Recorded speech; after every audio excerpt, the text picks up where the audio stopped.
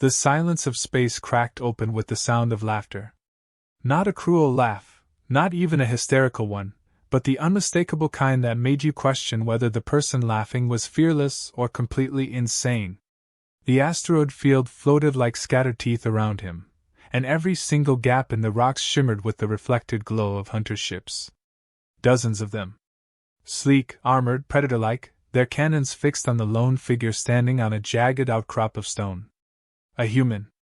No armor, no weapons in hand, just a patched jacket and a ridiculous grin plastered across his face. The calm channels of the hunters buzzed with disbelief. They expected screams or pleas.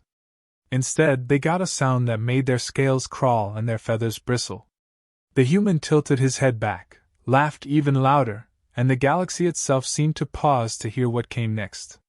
One of the hunters finally broke the silence, his voice hissing through the fleet's calms. "Is he mocking us? He has no army, no fleet, no chance. He should be begging. But he's laughing." Another hunter responded, her voice tight with unease. "It is said that Terrans once waged wars with nothing but fire and stubbornness. Perhaps this one is unhinged." The captain of the fleet, a towering reptilian called Varric, snarled at their chatter. "He is one man. We are hunters." And this quickly. Yet even Varric felt something shift, a strange crack in the certainty that usually anchored his mind. He had seen prey run, cry, and curse. He had never seen prey laugh. The human finally spoke, his voice carrying through the calms because he made sure it would. His tone was casual, almost conversational, but every word dripped with defiance. "You know, I was expecting a welcoming committee. Maybe a fruit basket. But this? Surrounding one guy with 40 ships? Overkill, don't you think?" A few hunters shifted in their seats, embarrassed without knowing why. The man smirked, waiting for the reaction, then added, "If you wanted an autograph, you could have just asked." His words landed like stones tossed into still water, rippling through their formation. Some hunters sneered. Some frowned. A few, quietly, felt the first hint of doubt. Varric's patience thinned, but something held him back from giving the order to fire. Perhaps it was the sheer absurdity of the situation, or perhaps it was the memory of ancient whispers about humans being reckless tricksters who laughed at death itself. He studied the figure on the asteroid. His stance wasn't defensive. It wasn't desperate. It was relaxed. Varric knew the look of cornered prey, and this wasn't it. The human looked like he was waiting for a punchline. The man paced a little, stepping carefully over the uneven rock. "You know," he said, voice crackling over their channels again, "you hunters must have some kind of ego problem. All those cannons, all those shiny ships, and what do you do with them? Chase down one human with a questionable sense of hygiene and a broken oxygen filter. Bravo." The laugh came again, rolling out like thunder, and this time several hunters shifted uncomfortably in their chairs. One muttered that the human was clearly insane. Another whispered that insane prey was the most dangerous kind. Then, the human's tone dropped low, almost serious. "You think you're hunters. But from where I'm standing, you look more like nervous children pointing sticks at shadows." The line stung, because in that moment, that was exactly how they felt. The fleet's silence thickened until even Varric found himself gripping the armrest of his command chair a little too tightly. He should have crushed this human already, but now he hesitated, because killing someone who mocked you so boldly felt like losing even in victory. Suddenly, the human crouched down and fiddled with something on the ground. The hunters tensed, weapons primed. He stood again, holding what looked like a thruster pack strapped to a fuel cell with strips of duct tape. It was smoking faintly. He lifted it above his head like it was the galaxy's deadliest bomb. "This," he shouted, "this is a gift from Earth. I call it the Goodbye Everybody 5000. One click, and poof, this whole asteroid field goes up like a fireworks show." He grinned as the pack sputtered and sparked, sparks showering around him. A ripple of alarm moved through the hunters. Some swore. Others adjusted their scanners to check the validity of the device. It looked crude, but it also looked volatile, and the sheer confidence of the man holding it made it hard to dismiss. Varric growled, leaning forward. He's bluffing. No weapon like that could exist. But doubt curled around the edges of his mind. Humans were unpredictable. They had once built weapons out of scraps and desperation. What if this one really had managed to create something suicidal and catastrophic? For the first time in years, the hunters hesitated. Their formation wavered, ships adjusting nervously as though distance alone could protect them. The man smiled wider, eyes gleaming with mischief.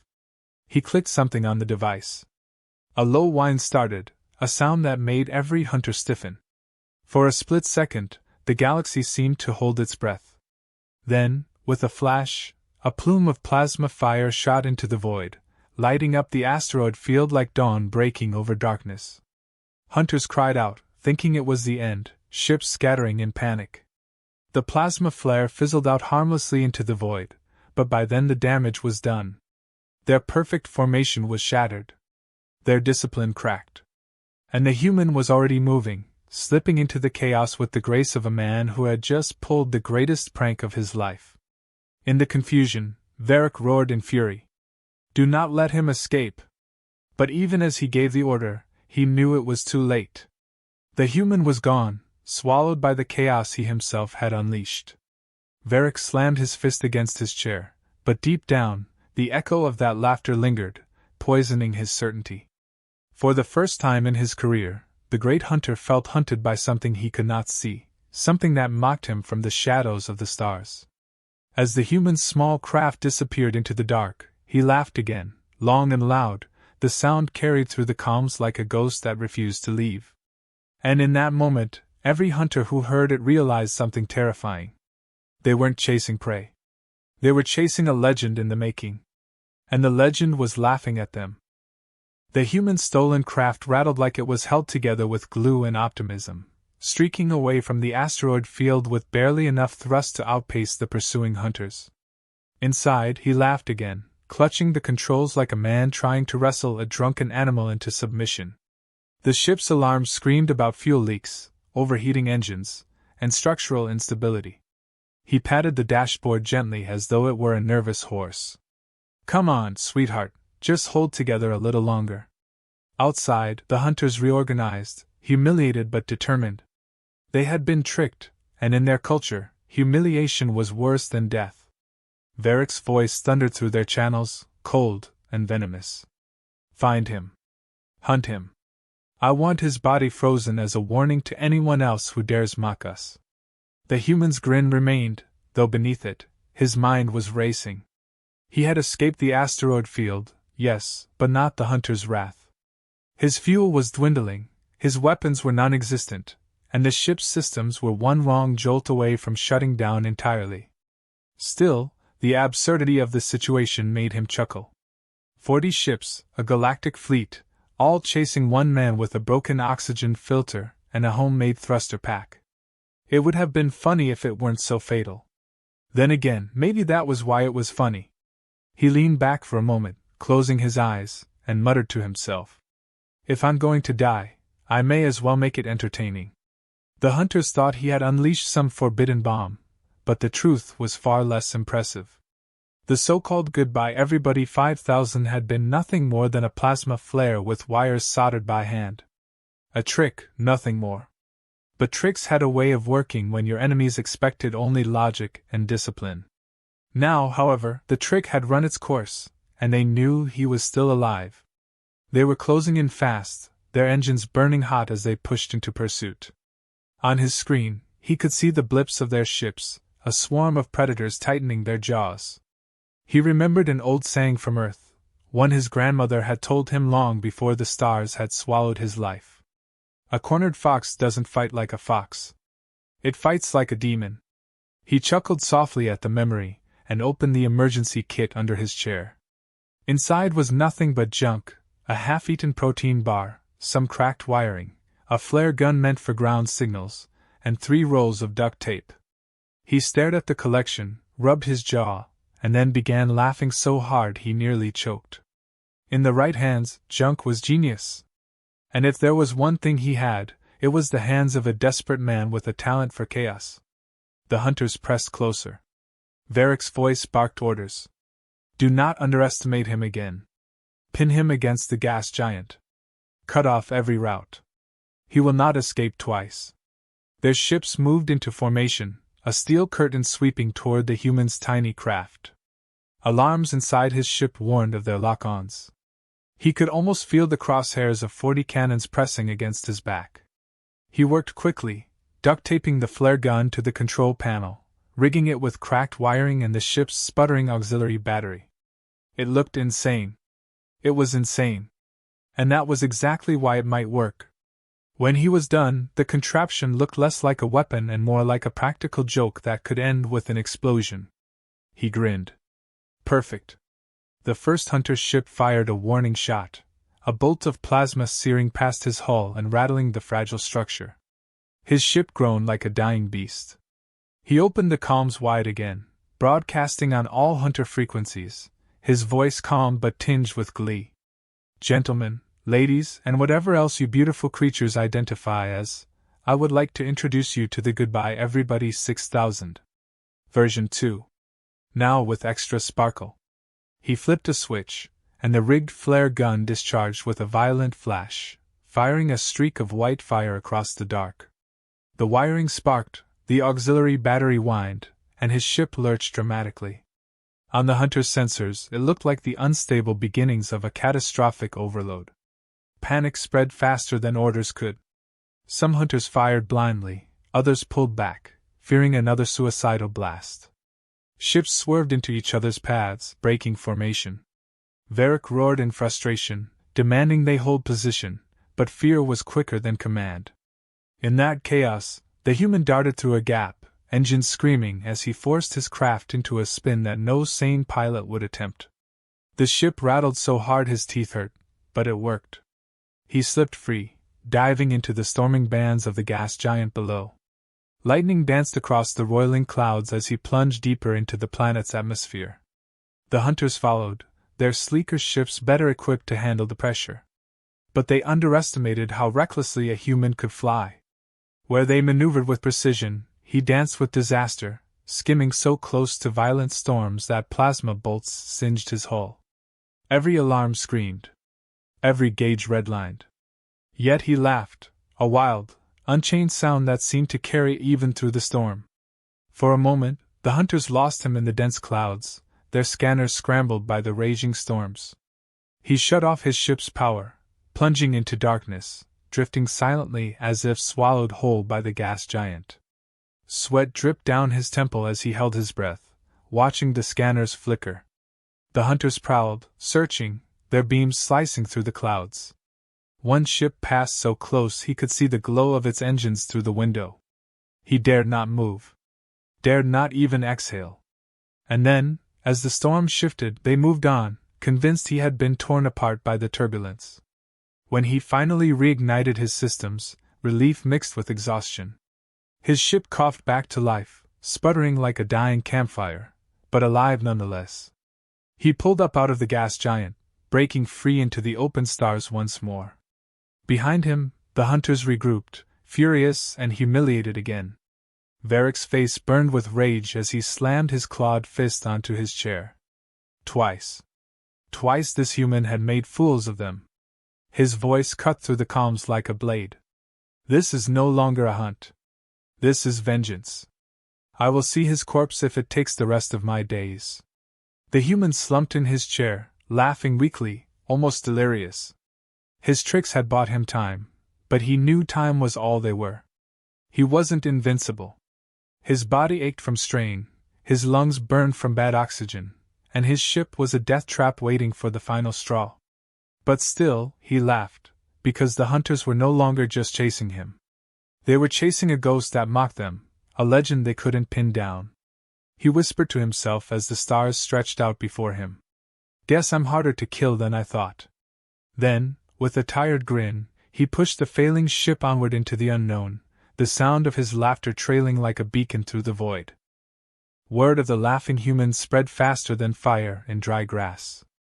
It slipped through smugglers' channels, echoed in the whispers of traders, and eventually found its way into the dim-lit cantinas where deals and betrayals were brewed like cheap ale. They called him mad, cursed, fearless, reckless, brilliant, and doomed, sometimes all in the same sentence. Tales twisted themselves into larger-than-life exaggerations. Some said he carried a weapon capable of shattering moons. Others swore his laughter could scramble a hunter's mind. What no one mentioned was the truth, that he was barely keeping himself alive in a ship that sounded like it was falling apart with every turn. Yet legends rarely cared about truth.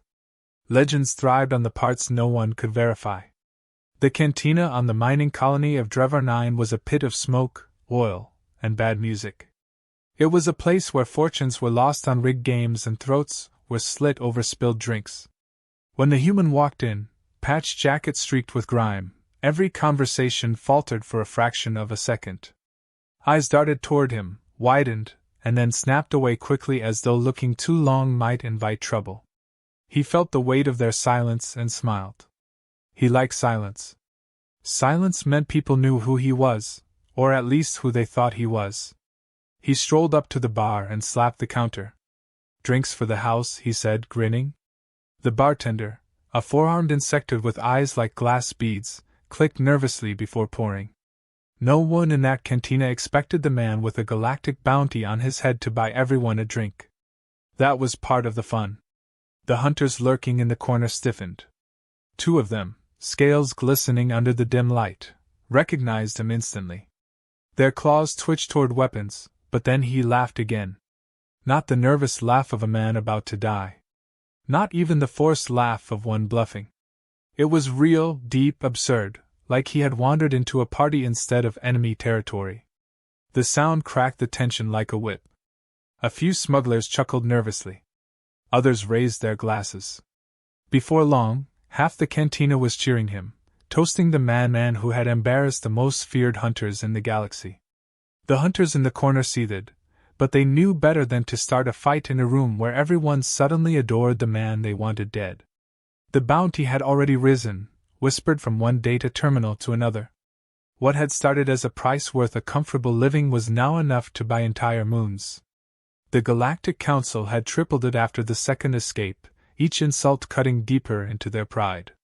Now, his face was plastered across outposts, pirate dens, and mercenary boards. Wanted alive or dead. Preferably dead. The human found out about the new bounty when a drunken traitor shoved a data pad under his nose, laughing. "Do you know you're worth more than my mining station?" He studied the numbers, shrugged, and replied, "Guess I finally made it. Always wanted to be worth something." The cantina roared with laughter. Even those who thought him insane couldn't help but enjoy the audacity. But legends drew not only admirers, they drew opportunists. One of them was an old ally named Kral, a wiry ex-pilot with whom the human had once run smuggling jobs through asteroid tunnels. Kral had a smile like a knife, sharp and dangerous, and he walked into the cantina just as the laughter died down. The human greeted him warmly, forgetting for a moment that legends rarely got to keep friends. They shared a drink, swapping old stories, until Kral leaned closer. "You've gotten famous," he said. "Too famous. You know what that makes you? Valuable." The human chuckled, sensing the sharp edge beneath the words. Kral's grin widened. "Valuable to people who'd pay me more than a lifetime of smuggling." The betrayal hit like a cold blade, though the human had almost expected it. Betrayal was as common as air in the galaxy. The ambush came fast. Kral's men stepped out of the shadows, weapons gleaming, cutting off escape routes. The cantina froze. Patrons ducked behind tables, not daring to interfere. The hunters in the corner smirked, satisfied that someone else would do the work for them. Kral leveled his blaster at the human's chest. "Sorry, old friend. But you're worth more to me dead." The human's face shifted for the first time that night. The grin faltered, replaced by something sharper, colder. He tilted his head and sighed. "You always were bad at math, Kral." Then he laughed again, long and loud. The sound was so unexpected that Kral's men hesitated. In that sliver of hesitation, the human flipped the table, ducked low, and triggered the flare gun hidden under his jacket. The flare wasn't much, just a flash of blinding light, but in the dim cantina it was chaos. Krawl's men stumbled, blinded, firing wildly into walls and ceilings. The human rolled across the floor, grabbed a bottle, and smashed it across another's head. Shouts filled the air. The hunters in the corner ducked for cover as stray bolts flew past. The human weaved through the chaos, laughing like a mad conductor orchestrating a symphony of disaster. By the time the smoke cleared, Krawl was gone, his men scattered or groaning on the floor.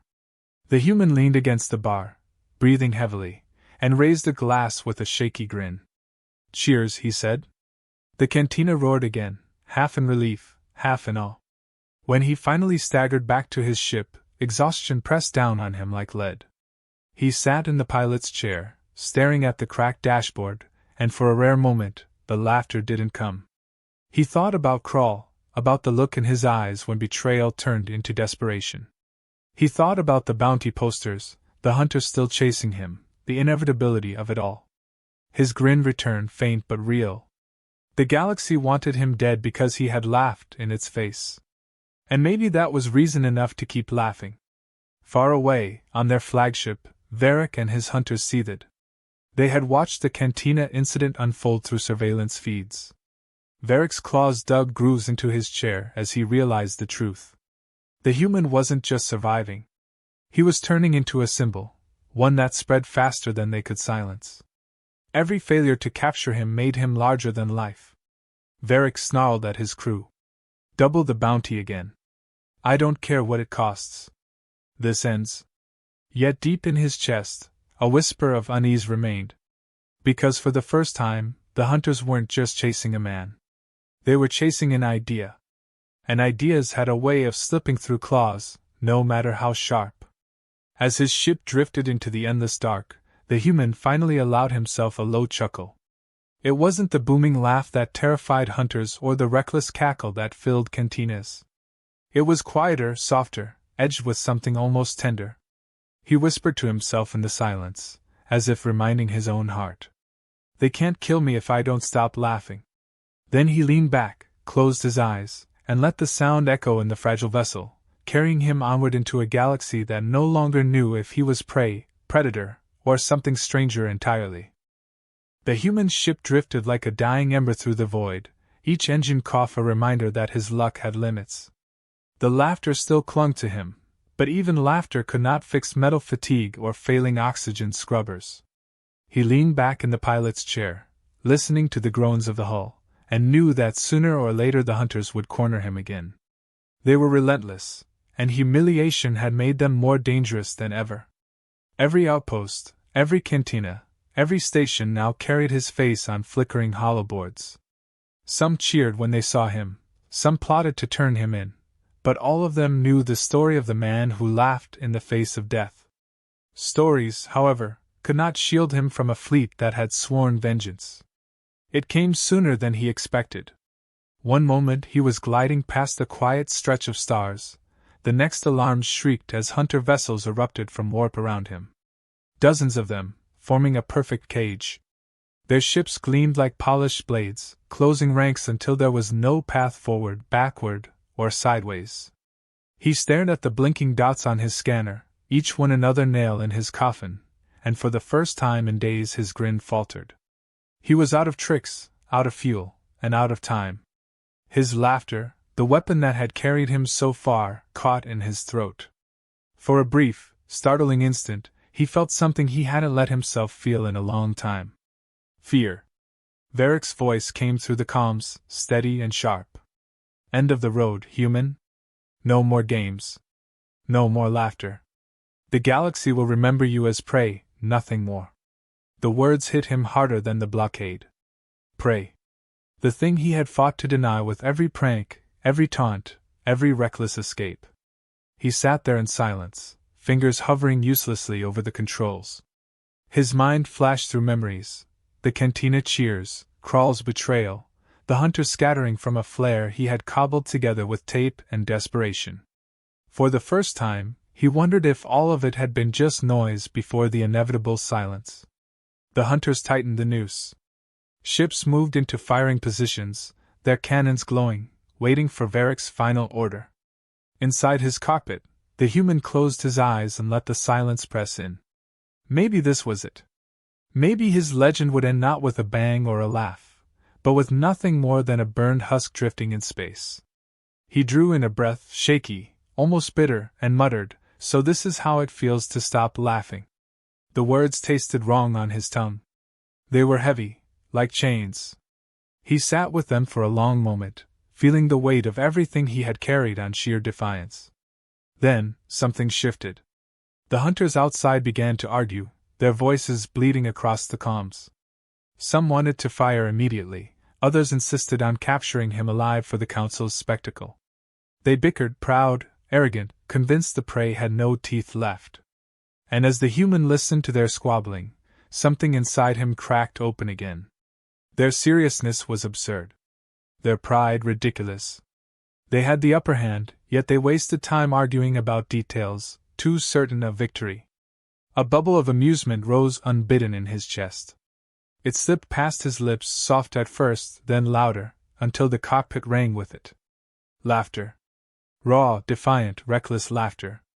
The kind that made his chest ache and his ribs hurt. The hunters froze at the sound. Varick's jaw clenched, claws curling against his chair. Not again. The human's voice poured across the calms, sharp and mocking. "You've got me, 40 ships and counting. And still you can't agree on who gets to take the credit. Do you know what you look like from here? A pack of squabbling children fighting over the last sweet in the jar." He laughed again, louder, and the sound cut through their discipline like a blade. Hunters shifted uncomfortably. Some snarled, some shouted back insults, but all of them felt the unease crawling in their guts. The laughter was not just noise. It was a mirror showing them what they didn't want to see. Their fear of losing face was stronger than their hunger for victory. Before Varick could silence the chaos, a sudden burst of static filled the channels. Another voice entered, rough and distorted, belonging to no hunter. "You know, the humans got a point. You lot are pathetic." A rogue faction, longtime enemies of the hunters, had slipped into the blockade unnoticed, drawn by the spectacle. They admired nothing about the human's odds, but everything about his defiance. With a flicker of engines, their ships opened fire on the hunter's flank, explosions tearing through the silence. The perfect cage shattered, the formation breaking as hunters scrambled to respond. The human wasted no time. His failing engines groaned as he forced them to life, diving through the chaos.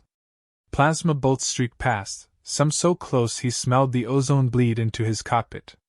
His ship rattled like it would fall apart at any second, but somehow it held. Behind him, the hunters roared in frustration, torn between pursuing him and fending off the new threat. Varick bellowed orders, his voice cracking with rage. "Do not let him slip away." But the battlefield had already tilted. What had been a flawless trap had turned into a brawl. As his ship tore free of the collapsing blockade, the human glanced at the scanners, watching his unlikely rescuers clash with the hunters.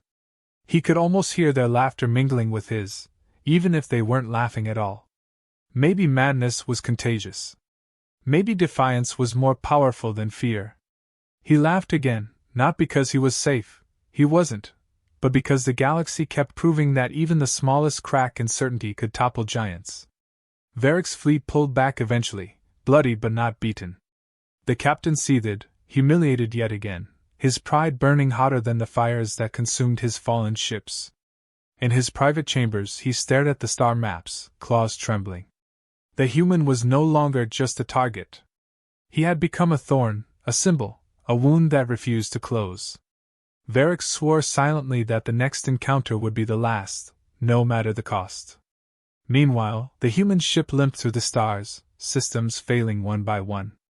He collapsed back in his chair, chest heaving, body aching from exhaustion and strain. The laughter still echoed in his ears, but this time it wasn't just his own. It was the sound of a galaxy beginning to see him as something more than prey. His eyes fluttered shut, and for the first time since the hunt began, he allowed himself to rest, drifting into uneasy dreams while the battered ship carried him onward. The galaxy's underbelly thrived on stories, and the human's name had become the favorite currency in every smoky den and hidden port. He was no longer just a fugitive. He was a spectacle, a joke turned into a legend. Smugglers swore they had seen him outdrink a whole pirate crew, mercenaries claimed he had tricked an entire blockade with a fake distress beacon, and traders exaggerated his feats until it sounded like he could laugh ships into crumbling. None of it was entirely true, but none of it was entirely false either. The man himself, sitting in his barely functional ship, couldn't help but chuckle at the absurdity of it all. He had simply refused to die, and somehow that refusal had snowballed into a reputation so large it warped the galaxy's view of him. The reputation came with consequences. People began seeking him out, not to collect the bounty, but to join him. It started with a ragtag group of smugglers who intercepted him outside a crumbling station. They hailed him, not with threats, but with laughter. One of them, a wide-shouldered woman with cybernetic eyes, said they had been inspired. "You make the hunters look like clowns. That deserves a drink." Against his better judgment, the human agreed. Before long, he found himself surrounded by allies who weren't allies so much as misfits drawn to chaos. Outlaws, deserters, thieves, even one of the hunters who had abandoned his post after realizing the human's defiance was more honorable than Varric's tyranny. They had no unifying banner, no cause, but they laughed together, and that was enough. It didn't take long before the hunters found them again. The pursuit this time wasn't a quiet tightening of the noose. It was a thunderous chase across an asteroid belt, plasma fire carving through stone as ships weaved and darted between collapsing rocks. The humans' misfit allies weren't disciplined, but they were unpredictable. Smugglers rammed hunter ships with half-broken freighters, deserters pulled maneuvers so reckless that even seasoned captains couldn't predict them, and the human himself danced through the chaos like a man who had nothing left to lose. His ship groaned with every evasive twist, but his laughter carried over the calms, steady as ever, infecting his allies until the battlefield echoed with it. Asteroids shattered around them, breaking into jagged pieces that spun wildly, threatening friend and foe alike. The hunters pressed hard, unwilling to let him slip through another net. Varric himself took command at the front, his voice roaring through the calms, promising annihilation. The human answered by cracking a joke about Varric's scales being shinier than his cannons, a jab so ridiculous in the middle of a deadly chase that even his allies burst out laughing. The hunters, however, only grew more furious, their discipline fraying as emotion overtook calculation. In the chaos, betrayal reared its head again. Crawl, the old friend who had once turned on him in the cantina, returned. This time, he commanded a hunter wing, his grin as sharp as ever. He cornered the human among the drifting rocks, hailing him with venom. "Did you think you could run forever? The council pays better than your laughter ever could." The human's expression hardened, though the grin lingered at the edges. "You really should have stuck to smuggling, Crawl. Betrayal doesn't suit you." Their ship spiraled into a duel of nerves and reflexes, weaving between asteroids with death nipping at their heels. Crawl pressed hard, firing shot after shot, while the human dodged with impossible precision, his laughter echoing like a taunt. It ended not with a grand explosion but with irony. Crawl, too greedy for the kill, pushed too far into the rocks. His ship clipped an asteroid, spun out of control, and slammed into debris, bursting into flames. The human watched the fireball with a tired chuckle. Guess greed doesn't buy good piloting. His allies cheered, but there was no triumph in his grin, only the weary understanding that betrayal had finally eaten itself alive. The hunters, distracted by the chaos and the loss of one of their own, faltered just enough for the misfits to break through. The chase spilled into collapsing wormholes, unstable corridors of warped space. Navigation here was suicide, but the human plunged in without hesitation, his allies following like moths to fire. The hunters roared after them, unwilling to let the legend slip away again. Inside the wormholes, reality bent and twisted, colors bleeding into one another, time itself threatening to unravel. Ships spun in impossible arcs, sensors screamed nonsense, and still the human laughed, his voice steady even in the heart of madness. His allies clung to that sound like an anchor, steering through chaos with grins on their faces because if he could laugh at the end of the universe, so could they. At the far edge of the wormholes, the hunters regrouped for one final push.